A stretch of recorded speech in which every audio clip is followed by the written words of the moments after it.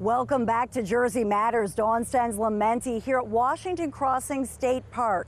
What happened here was a real turning point in the American Revolution. Many historians call the Christmas night crossing a kickoff to the 10 crucial days that would ultimately lead to American independence. This is where General Washington and the Continental Army landed on Christmas night. It took 10 hours to get the Army across, so they began Christmas night. It's not until the following morning on December 26th that they're ready to march to Trenton. Despite a nor'easter and wicked winter weather, General George Washington pushed ahead, desperate for a win that would rally his troops. It's a volunteer army. They've signed up for a year. Half of the Army can go home on January 1st.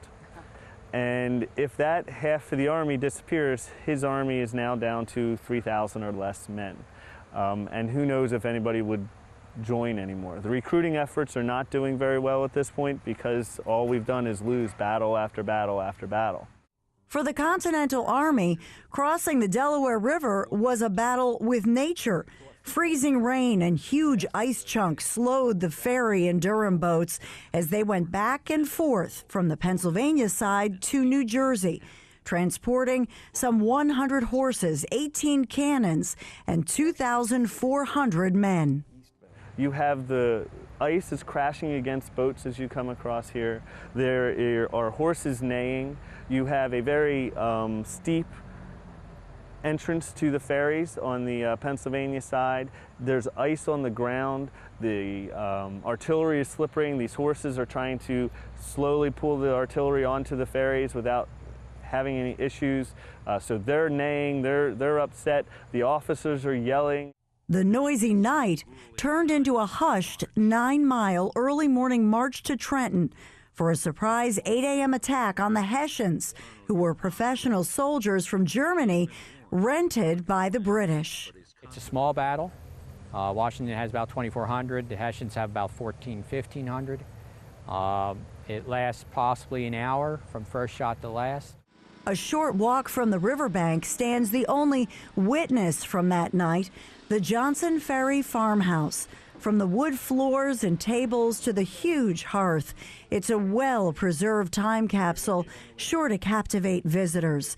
The family that lived here are remembered as patriots who risked their lives to serve freedom's cause. The people who lived here operated the ferry service down on the river. And also, we would have probably seen the officers come into the house. So this became part of the event itself. And maybe a meeting house. Yes, exactly. Likely this was a council of war room, and they took a tremendous chance. They were risking their own lives, fortunes, and sacred honor. The Battle of Trenton was a victory and major morale booster for General George Washington, as well as his soldiers. We go as far as saying it's the game saver of the Revolution, saves the war from a potential quick defeat. And by all accounts, that's where it looked like it was heading before Christmas. So Washington, again, crossing the river here, winning the Battle of Trenton, just revitalizes the will to persevere and continue fighting. And this park isn't just for history lovers. If you love nature, there's also this nature center with 140 acres of natural protected lands.